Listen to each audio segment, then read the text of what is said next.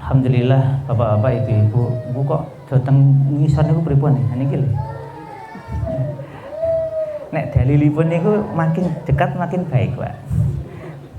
Kecuali yang isi putri lah jenengan terus menjauhan niku saya bukan putri loh, Pak. Saya laki-laki tulen, Pak. Monggo, Pak. Nggih, kedah mendekat karena dalilnya memang begitu ya. Bukan menjauh, ini dalam mana sesungguhnya, monggo maju-maju silahkan. Ini serius nih. Malah sahurnya itu deket lagi. Kamera nggak begitu penting, betul saya terlalu dipikirkan ya kamera ini. Kamera ini Gusti Allah lebih penting, nggih. Terus jangan sampai kita malah lalai karena ada hadis yang menyarankan kenapa kok kita pindah ke sini itu juga karena mencari keutamaan yang lebih dibandingkan kalau di sana. Yang pertama ini ini semuanya tanah wakaf nggih. Dan di sini di titik ini yayasan dan pengurus menyepakati bahwa ini kita jadikan masjid.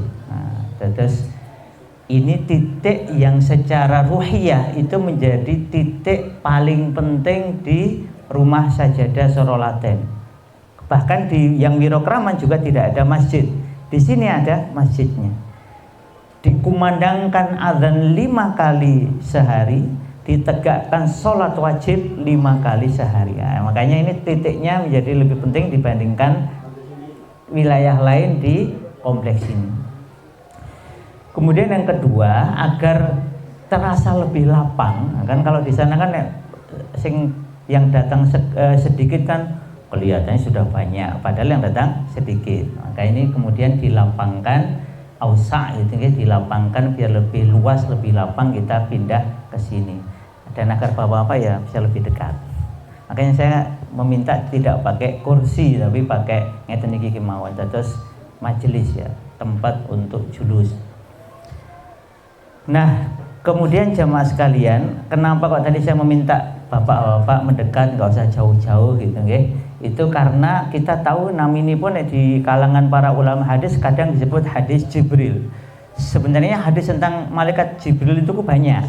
Tetapi hadis ini disebut hadis Jibril karena beliau ini datang menyamar dengan penampilan yang sangat istimewa kan baina manahnu julusun inda Rasulillah sallallahu alaihi wasallam tada yaumin idtala alaina rajulun syadidu bayadi thiyab syadidu sawadi sya'ri la yura alai min athari safar wa la ya'rifu min hatta jalasa ilan nabi. Nah, jadi ada kalimat hatta jalasa ilan nabi, sampai ya. Baterainya habis napa nggih? Mboten. Hatta jalasa ilan nabi niku sampai nggih. Napa ten? Hatta jalasa ilan nabi, hingga duduk ke arah nabi. Itu nanti di penjelasan para ulama adalah mendekat, duduk mendekat. Hatta jalasa ila nabi wa wadha'a, sampai saking dekatnya wa wadha'a fasnada rukbatih ila rukbatih, bisa menempelkan lutut keduanya, dua lututnya yang datang itu tadi ke lutut Nabi. Sudah begitu wa wadha'a kaffai ala fakhidhai, meletakkan kedua telapak tangannya di kedua pahanya. Ini ada riwayat di paha Nabi, riwayat kedua adalah di pahanya sendiri. Ya, kalau normalnya tang pahane piyambak napa tang pahane gurune ini. Ngeten. Tapi itu menunjukkan betapa dekatnya gitu. Sehingga nggak perlu mic. Karena yang zaman itu nggak ada mic-nya. Sehingga orang itu ketika nggak ada mic memang dengan cara itu dia lebih mendekat dan memperhatikan.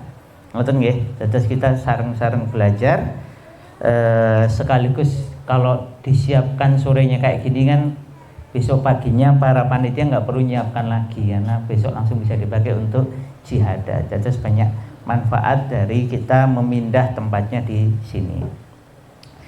Nah, jamaah sekalian, bagi yang belum tahu atau yang sudah tahu untuk mengingatkan bahwa kajian kita menggunakan kitab ini kitab aslinya, kitab Al-Hadyu An-Nabawiyyu fi Tarbiyatil Aulad fi Dhawil Kitab was Sunnah. Kalau mau beli boleh. Ini murah kok ini. Setahu saya murah ini, nggak nyampe 100.000 ini.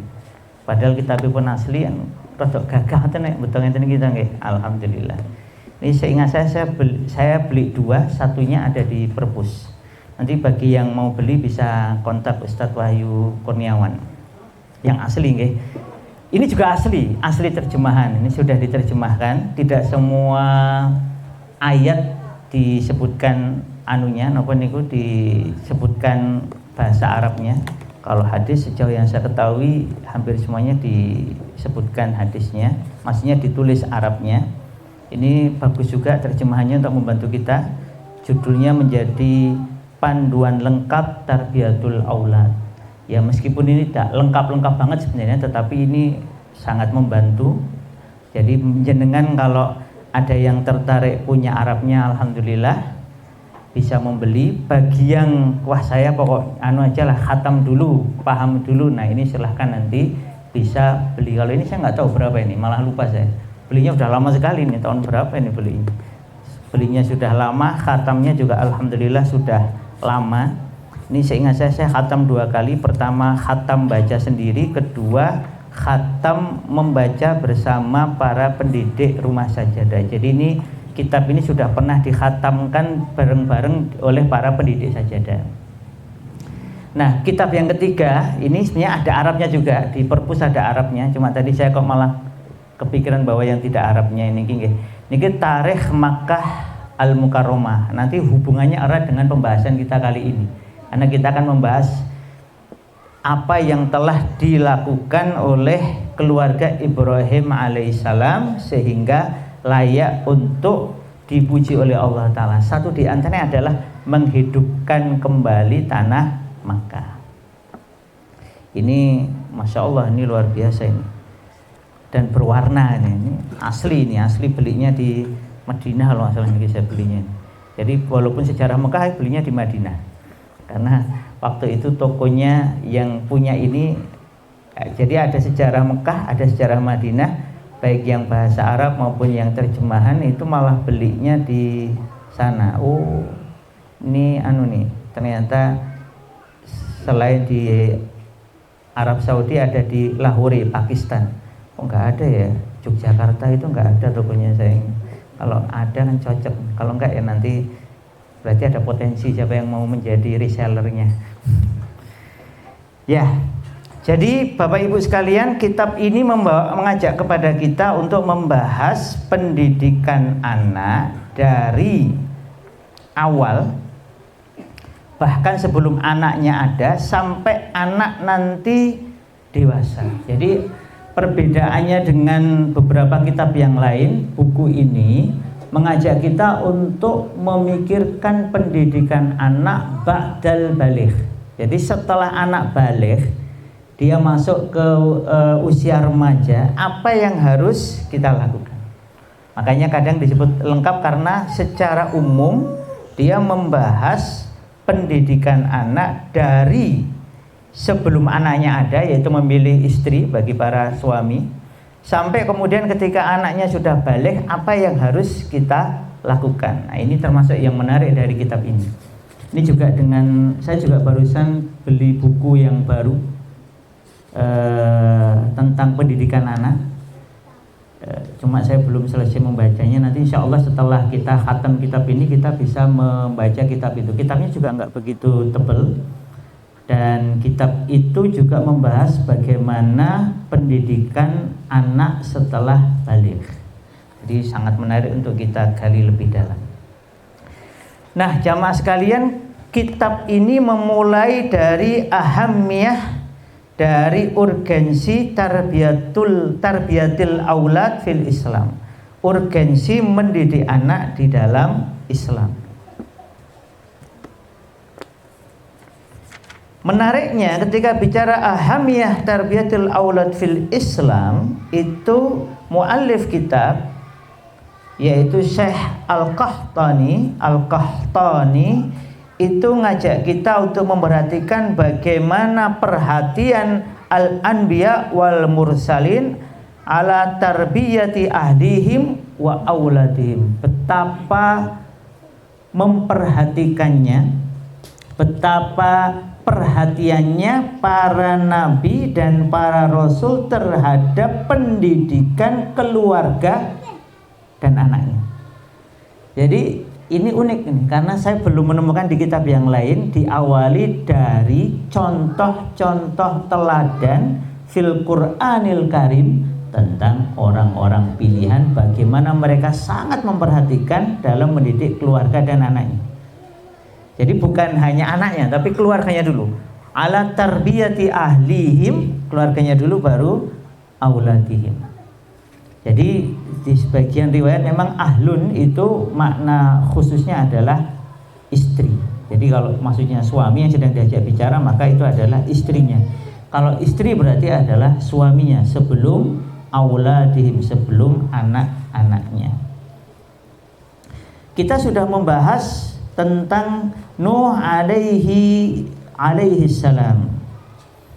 Jadi Nuh alaihi salam sudah kita bahas bagaimana beliau tetap mendidik anaknya Kan'an meskipun Kan'an ini sudah nyaris tenggelam. Oh, ini kayaknya kopi baru ini. Jadi jamaah kita itu sajadah dapat hadiah kopi Banjarnegara dari seorang pengurus yayasan. Terus kemudian kita coba, ini kopinya Arabica, ini kita coba mengroasting pakai profile roasting itu yang medium to dark dan medium. Baunya sudah sampai situ dereng? Baunya sudah nyampe ya, alhamdulillah. Saya penasaran ini kok, karena beberapa kali barista Banjarnegara itu juara internasional. Barista itu peracik kopinya, bukan kopinya nggih. Tapi kalau peracik kopi sampai juara internasional berarti dia biasa meracik kopi yang bagus. Kan nonton logikanya. Jadi kalau ada kepala sekolah, kok dia menjadi kepala sekolah terbaik nasional, berarti kan sekolahnya harusnya bagus, kan nonton. Nah, itu sama seperti ketika saya ketemu kemarin, beliau S3-nya kebetulan di UGM. Katanya rada stres waktu S3 itu. Karena tuntutan baca jurnalnya banyak, tuntutan dosennya tinggi, bolak-balik Solo Jogja, akhirnya katanya wah saya lihat Jogja sekarang stres gitu. Karena kebayang waktu S3 itu tugasnya numpuk. Tapi Masya Allah beliau atas kerja kerasnya kemudian sempat menjadi kepala sekolah terbaik Indonesia. Nah saat beliau jadi kepala sekolah terbaik itu memang sekolahnya punya banyak karya baik, ya muridnya, ya guru-guru lainnya. Logikanya kan nonton. Nah ini sama, ini saya penasaran kok barista Banjarnegara beberapa kali juara. Terus kita nyoba ngicipi kopinya ini, dikirimi kopinya gratis malah sama beliau. Oke, kembali ke sini. Jadi ada Nuh alaihissalam yang terus menerus mendidik anak-anaknya bahkan ketika anaknya mau tenggelam. Dan kemudian kita sekarang masuk ke Ibrahim alaihissalam. Kemarin sudah kita bahas Ibrahim alaihissalam oleh Syekh Al-Qahtani itu dipetikkan 7 kelompok ayat ya, 7 kelompok ayat. Untuk mengulang dan untuk memperhatikan, ini saya termasuk yang senang mengulang-ulang ini, mumpung ini bertepatan dengan bulan Dzulhijjah kan sekarang tanggal, menurut isbat tanggal setunggal sekarang ya. Jenengan tumut isbat apa tumut? Ya, sidang isbat menetapkan sekarang tanggal 1 Dzulhijjah ya. Nanti cara ngeceknya gampil, tanggal 15 mungkin bunder pun bunder sempurna apa dereng. Nah, itu cara fisik itu bisa kita pakai. Kalau kita bukan ahlul hisab dan kita nggak punya alat untuk ru'yatul hilal, nah kita bisa menggunakan penanggalan fisik yaitu tanggal 15. Nah, nanti jenengan petang tanggal malam 15 niku bundere pun sempurna apa dereng. Nanti bisa dilihat. Nah, yang pertama adalah kemarin surah Al-Baqarah ayat 124 yang Allah menetapkan Ibrahim alaihissalam itu jadi imam, jadi pemimpin bagi manusia ini. Kenapa? Karena beliau telah diuji bi kalimatin dengan berbagai ujian, fa'atammahun, maka beliau itu lulus uji sehingga mendapat hadiah dari Allah, ja'iluka linnasi imaman, kami jadikan engkau sebagai imam bagi manusia. Maka Ibrahim meminta wa min dzurriyyati, nggih mboten kula piyambak ya Allah, nggih anak turun kula. Kemudian Allah memberikan standar, memberikan syarat la yanalu ahdi adh-dhalimin. Ya, semua anak turunmu akan bisa menjadi imam, tetapi janji ini tidak akan diberikan kepada orang-orang yang zalim. Itu yang pertama yang sudah kita bahas. Jadi jamaah sekalian, untuk menjadi pemimpin harus siap lolos ujian. Bagaimanapun bapak-bapak, jenengan adalah pemimpin di keluarganya masing-masing. Pasti jenengan diuji oleh Allah dengan berbagai cara.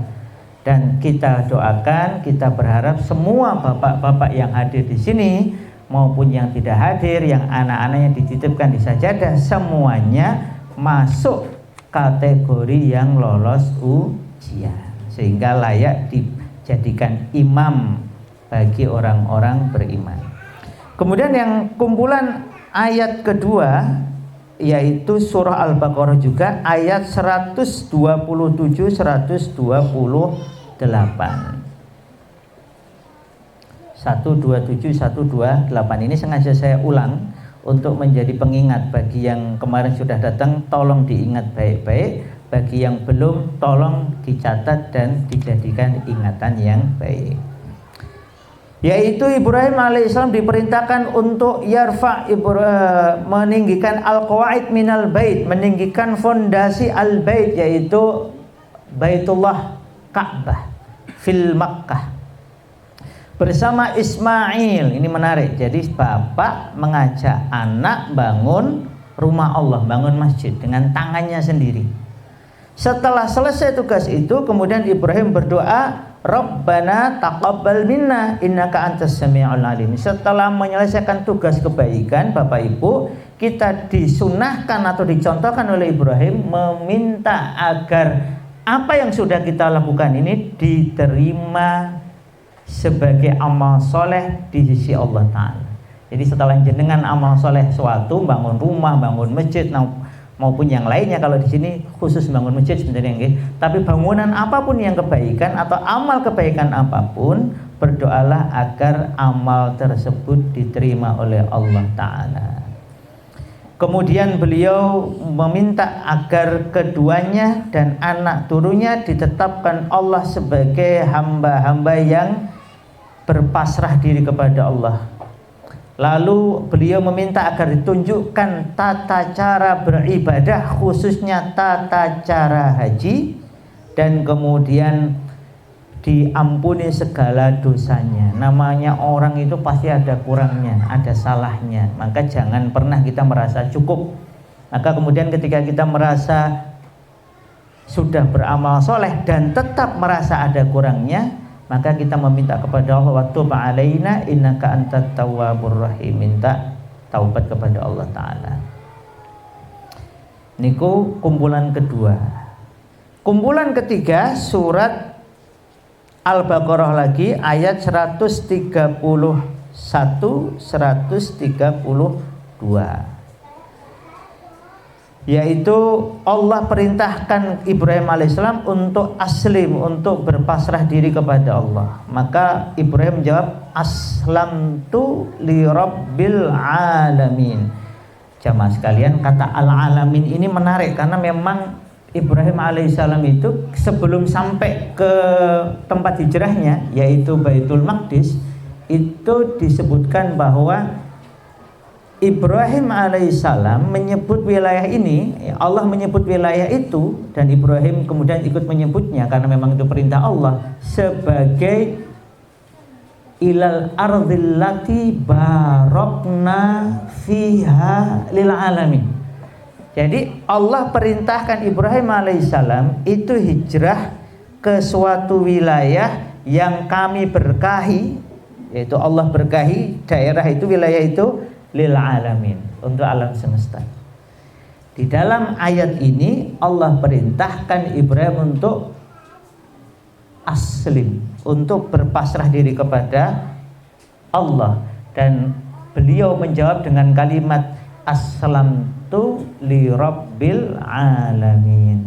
Kita ini dapat hadiah dari Allah. Setiap kita salat kita membaca alhamdulillahi rabbil alamin. Itu kalau kita itu mengucapkannya bukan hanya lisan tapi dengan qalbu, dengan pikiran dan amal kita, maka bersyukurlah kita. Ini kita seperti mengikuti Ibrahim alaihissalam, bahwa kita ini beribadah sholat itu bukan hanya sekedar ritual sholat, tetapi kita ini memasrahkan diri kepada Allah Rabbul Alamin.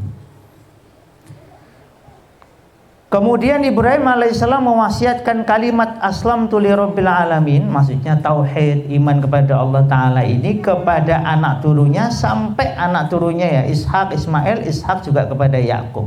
Kemudian Yakub berkata kepada anak turunnya, innallaha astafa lakumuddin, sesungguhnya Allah telah memilihkan bagi kalian ini agama ini. Jadi jamaah sekalian, para nabi sampai kiamat itu agamanya sama, yaitu dinul Islam. Allah sudah pilihkan agama itu untuk kita, bagi orang-orang beriman. Fala tamutunna illa wa antum muslimun. Maka kalau sudah Allah pilihkan agama ini, jangan sekali-kali mati kecuali dalam kondisi muslim, dalam kondisi pasrah kepada Allah Ta'ala. Itu kumpulan ayat ketiga. Yang keempat adalah surah Ibrahim ayat 35-36.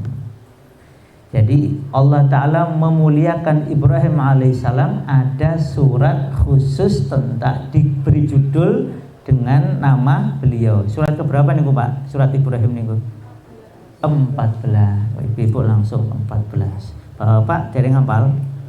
Nah, saya ini kita hafal gitu. Minimal biar besok itu ditangleti kali Gusti Allah. Kowe ngerti ra surat? Kowe wis apa Quran? Durung dereng ya Allah. Wis apa surat Ibrahim dereng. Tapi kula pun ngertos ya Allah niku nomor sekawan welas. Lumayan ya. Di ayat 25 hingga 26 Allah Ta'ala mengajarkan kepada kita doa Ibrahim alaihissalam. Wa idh qala Ibrahim rabbi ij'al hadzal balada aminan. Ya Rabb, jadikanlah tanah ini atau wilayah ini aman. Waj'nubni wa baniya an na'budal asnam. Dan jauhkanlah aku dan anak turunku dari menyembah berhala-berhala.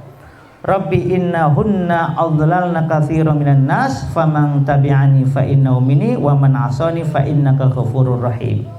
Jamaah sekalian, ini menunjukkan bahwa kalau kita tinggal di suatu wilayah, itu kita perlu memperhatikan wilayah ini wilayah yang aman atau tidak, baik aman secara ruhiyah maupun secara non ruhiyah. Ini daerah yang membantu kita taat kepada Allah atau tidak.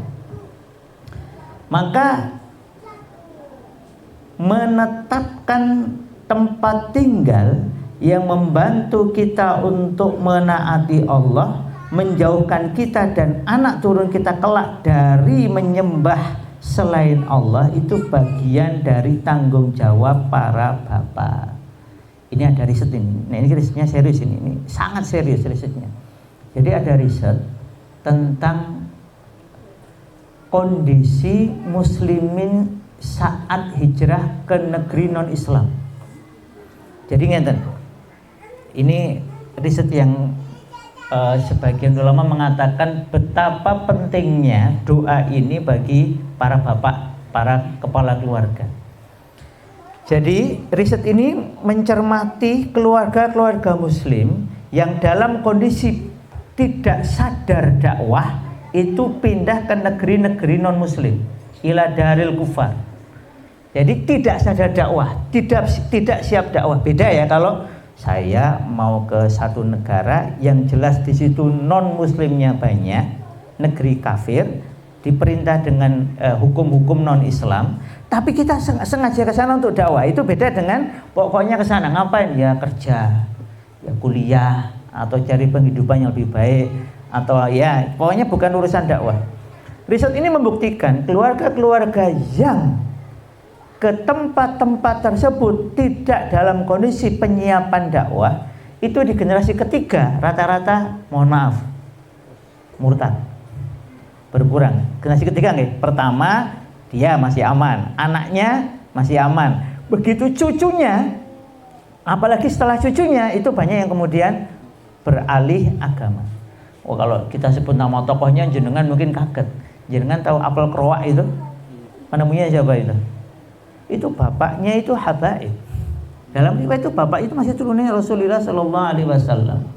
Tetapi ketika dakwah tidak dijaga dengan baik, maka kemudian ketika sempat menikah dengan seorang wanita Eropa, kemudian wanita Eropa ini lalu pisah. Anak ini dibawa oleh keluarga si wanita ini dan kemudian sampai meninggal dunia. Ya, tokoh terkenal ini yang penemu apel kroak itu sejauh yang kita ketahui matinya tidak dalam kondisi Islam. Itu contoh kecil. Nanti yang lain banyak. Jadi ada data menarik bahwa ketika keluarga-keluarga itu pindah ke wilayah yang tidak mendukung kehidupan agama keluarganya, maka anaknya masih selamat biasanya. Tapi mulai ketika generasi pertama ini hilang, berarti cucu dan setelah cucu itu kemudian berkurang sampai kemudian na'udzubillah min dzalik, bahkan 50% lebih nanti keturunannya itu menjadi tidak lagi beragama Islam. Jadi Ibrahim alaihissalam mengajarkan kepada kita kalau naruh keluarga, perhatikan lingkungannya. Lingkungan ini jangan sampai menjadi sebab murtadnya atau berpalingnya anak-anak kita, anak turun kita dari Allah Ta'ala. Dan kemudian Ibrahim memberi alasan mengapa kok beliau berdoa agar aku, anak turunku itu jangan sampai nyembah berhala-berhala. Karena kebanyakan manusia itu akan diuji oleh Allah dengan menyembah berhala itu. Maka kemudian beliau berdoa, "Faman tabi'ani fa innahu minni wa man 'asani fa innaka ghafurur rahim." Sesiapa yang mengikutiku, yaitu ala ma ji'tu bihi minat tauhid wal ikhlasi lillahi rabbil alamin, yaitu mengikuti apa yang aku datang dengannya, yaitu dengan tauhid, ikhlas lillah. Nah, ini berarti tauhid, ikhlas lillah. Jenengan kerja itu jangan nyari gaji. Jenengan kerja nyari Allah.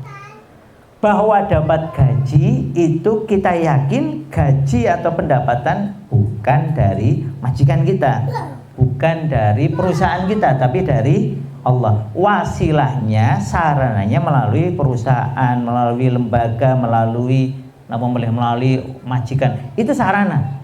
Karena yang ngasih rezeki itu Allah. Jenengan kalau masih dapat rezeki, itu pasti pindah kerja pun tetap dapat rezeki. Karena yang penting itu bukan perusahaannya, tapi yang penting adalah dari Allah. Makanya kata ulama, jangan sampai kita nyari yang haram. Karena kalau sudah namanya rezeki itu, walaupun kita di ujung dunia, di daerah paling pelosok, rezekinya akan tetap sampai kepada kita. Makanya jangan sampai nyari rezeki yang haram, nyari rezeki yang halal. Nah, maka ikhlas ini bagian dari ajaran yang dibawa oleh Ibrahim alaihissalam. Sesiapa yang mengikuti Ibrahim berarti dia bertauhid dan mengikhlaskan segala amalnya untuk Allah Ta'ala. Kita ini kan ikhlas itu kan gampil apa gampil? Ini ikhlas itu gampang apa susah? Tergantung. Kalau jenengan itu diberi oksigen gratis, kan cobain jenengan kan bayar oksigen, gaji nggak cukup ya. Saya pernah tanya, tabung oksigen itu yang untuk 1 jam itu harganya bisa berapa juta gitu. Taruhlah, pernah teman saya tuh cerita yang ini macam-macam harganya, karena ini di Sumatera mungkin harganya bisa 2 juta per tabung. Itu bisa untuk 1 jam hingga 2 jam. Nah kalau kita 24 jam harus beli, kan nanti gue habis 12 juta sehari. Napa mboten tekor kita nggih. Itu belum yang lainnya. Nah, mosok diberi segitu banyak nikmat oleh Allah Ta'ala, kita mau berterima kasih pada Allah susah kan? Kan nggak kebayang nggih. Artinya kita tuh insya Allah mudah terima kasih sama Allah kalau kita ingat nikmatnya, ya oksigennya, ya sehatnya. Ini ada yang tanya ke seorang ulama, saya itu sudah berdoa kepada Allah, tapi kenapa Allah tidak mengabulkan doa saya? Lu doanya apa Pak? Saya minta sehat. Oh, Bapak minta sehat. Terus kenapa Pak? Nah, tapi kenapa saya minta sehat kok kemudian saya mencret? Oh, Bapak mencret. Oh ya. Jadi karena Bapak doa minta sehat terus mencret, berarti Bapak menganggap doa tidak dikabulkan. Iya. Oh, waktu Bapak mencret itu matanya masih bisa lihat Pak? Oh masih. Telinganya masih bisa mendengar? Oh masih. Jantungnya masih berdegup? Masih. Oh kakinya masih bisa jalan? Masih. Tangannya masih bisa dipakai? Masih. Oh lah itu sehat, sehat bukan berarti Pak? Matanya ya sehat, telinganya ya sehat. Lah iya, Bapak ini minta doa sehat, dikasih semuanya sehat kecuali mencret. Bagian mencret itu pun nggak lama toh Pak, cuma 1 hari 2 hari. Lah sehatnya banyak banget loh, kok jenengan ingat yang sedikit, yang mencret cuma sehari itu, jenengan nggak ingat sehat yang lain. Jantungnya berdegup dengan baik, matanya bisa melihat, telinganya bisa mendengar, kakinya bisa jalan, punggungnya bisa tegak, semuanya itu kan sehat Pak. Nah gitu. Terus kadang kita itu mengingat sedikitnya yang Allah berikan, padahal sebenarnya Allah itu memberikan banyak. A'udzubillahi min dzalik, dari sifat-sifat yang demikian. Maka ikhlas itu sebenarnya mudah kalau kita mengingat apa yang kita dapatkan dari Allah Ta'ala, sehingga kita itu merasa ringan melaksanakan ketaatan kepada Allah Ta'ala.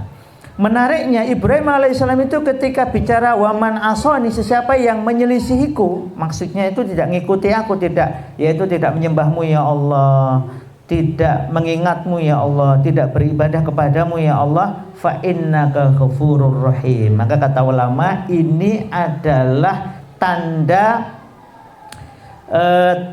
sayangnya Ibrahim alaihissalam, min syafaqatil khalil alaihi salatu wassalam, sampai-sampai ketika beliau itu mengingat tukang maksiat itu, beliau da'alil asin bil maghfirah wa rahmah minallah.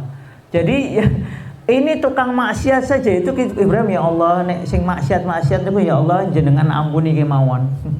jenengan kasih beri rahmat kepada mereka. Padahal siapa itu? Tukang maksiat.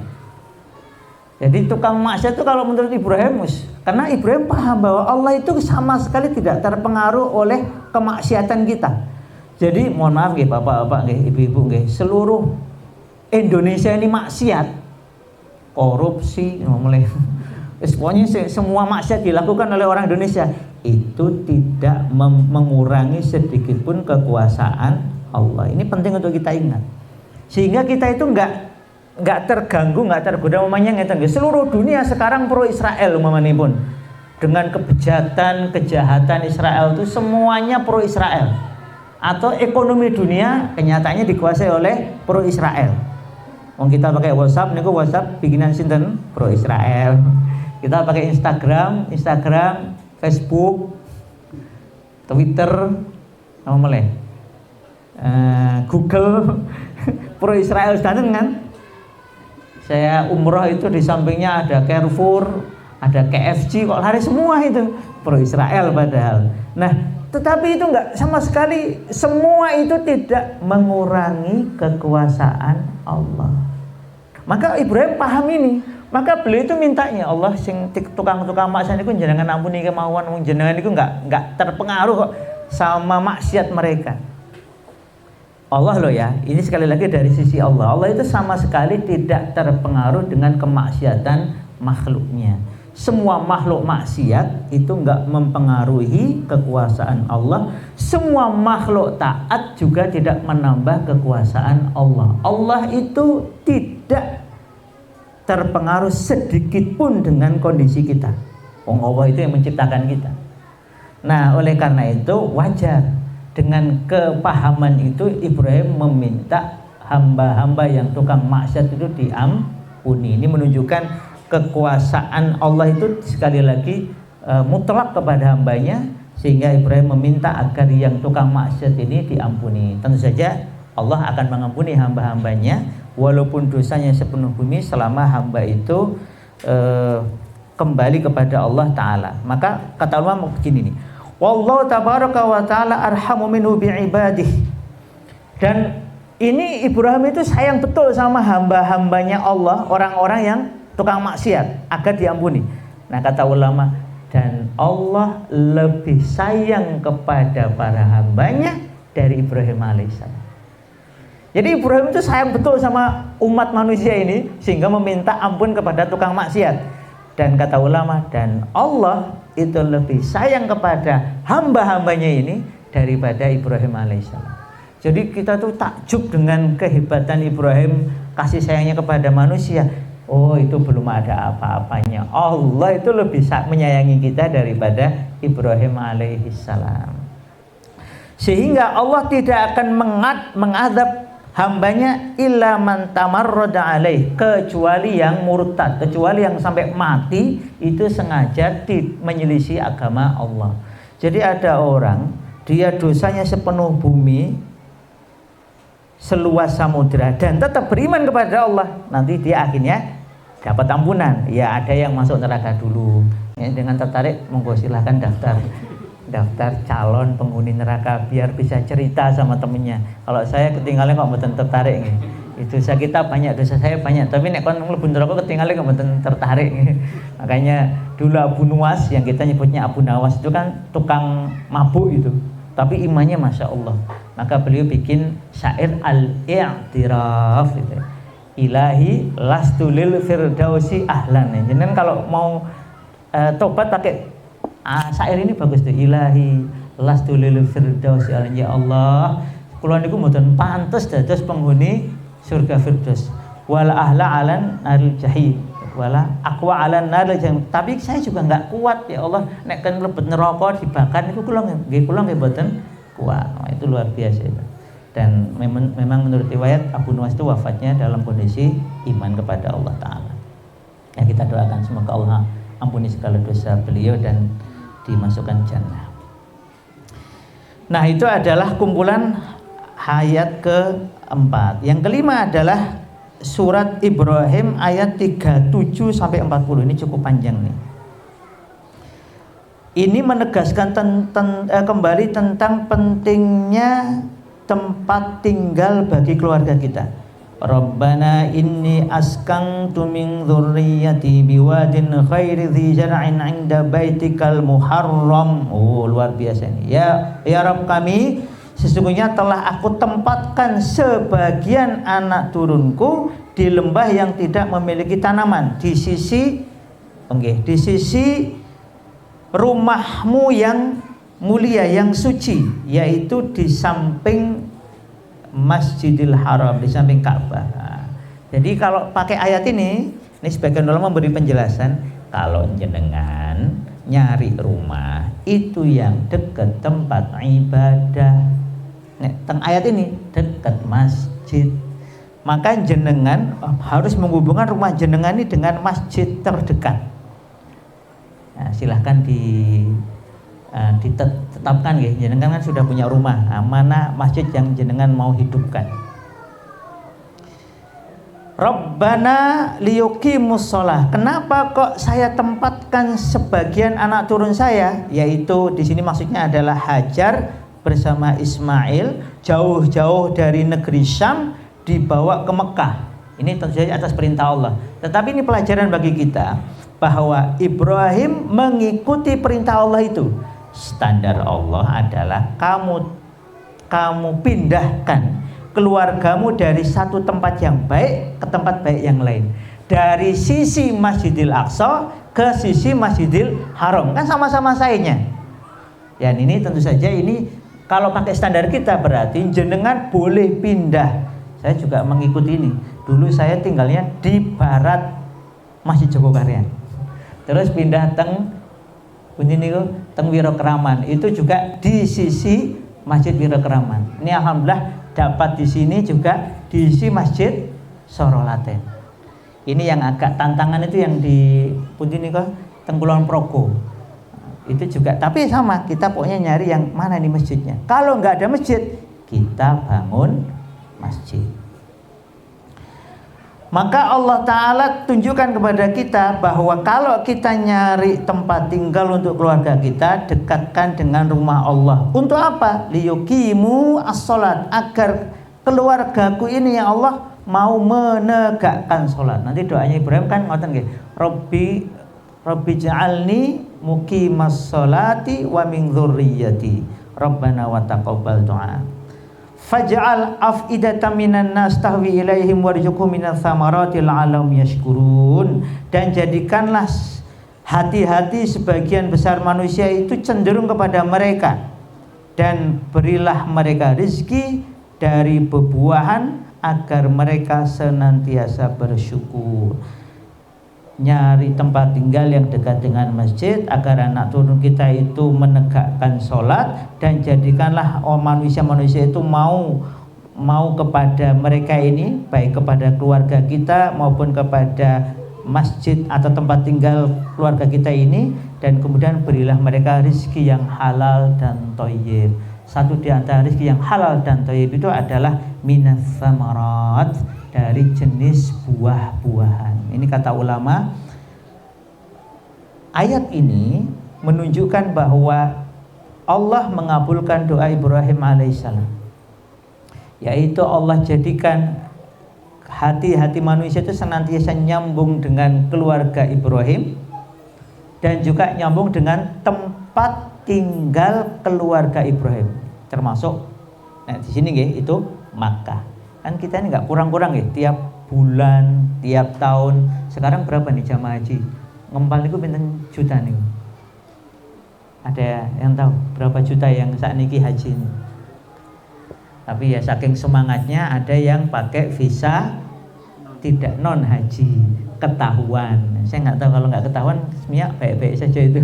Uang hak kan boleh sebenarnya. Karena yang mengeluarkan visa umrah itu nggih orang Arab sendiri. Jadi memang ini guyonane pripun nggih, tapi ya kita doakan moga-moga yang dikembalikan dan kemudian sampai ada yang tidak boleh ke sana 10 tahun ini, semoga insyaallah niat baiknya sudah Allah terima. Kalau besok tidak bisa haji sampai wafat ya semoga sudah tercatat haji insyaallah, karena memang niatnya baik. Cuman karena situasi di sana memang nggih ngoten niku nggih, namanya jutaan orang kumpul, ada yang pakai jalur resmi, ada yang pakai jalur nekat. Nah, jalur nekat ini kan ada yang tahu jalurnya, ada yang tidak tahu jalurnya. Yang tahu jalurnya sebenarnya ya asal nggak ngerepoti orang lain baik-baik saja. Tapi kalau yang nggak tahu jalurnya memang menjadi chaos. Ya kendaraannya, ya macam-macamnya, karena jadwalnya menjadi tidak tertata. Ya, kita doakan yang terbaik lah untuk semua saudara kita, karena ini orang Indonesia termasuk yang agak banyak dipulangkan ini. Tahun ini, tahun-tahun kemarin baik-baik saja. Nah, Rabbana innaka ta'lamu ma nukhfi wa ma nu'lin wa ma yakhfa 'alallahi min syai'in fil ardi wala fis sama. Ya Rabb kami, Engkau mengetahui apa yang kami sembunyikan dan apa yang kami nyatakan, dan tidak ada sesuatu pun di bumi dan di langit kecuali Allah mengetahuinya. Jadi semua atas pengetahuan Allah, dan diakhiri dengan kalimat Alhamdulillahilladzi wahabali 'alal kibari Ismaila wa Ishaq inna rabbi lasami'ud du'a. Segala puji bagi Allah yang telah menganugerahkanku pada usia tuaku anak soleh bernama Ismail dan Ishak. Sesungguhnya Tuhanku, Robku sungguh mendengarkan doa-doa jamaah sekalian. Maka ini mengakhiri pertemuan kita pada pekan ini, pada hari ini. Jangan pernah menyia-nyiakan kesempatan doa sebagai bapak dan ibu. Doakan yang paling baik untuk anak-anak kita, yang terbaik. Jangan pernah tidak mendoakan untuk anak-anak kita. Dan satu di antara doa yang paling baik adalah doa yang tidak diketahui kecuali oleh jenengan piyambak. Doakan yang terbaik untuk anak-anak kita. Sesungguhnya Allah itulah sami'ud du'a, sungguh maha mendengarkan doa. Demikian, ini tadi surat Ibrahim ayat 37 sampai 40. Nanti silahkan para bapak, para ibu, ini khususnya para bapak nggih, nanti di rumah dibuka sendiri, direnungkan surat Ibrahim ayat-ayat ini agar ini menjadi pengingat terbaik untuk kita semua.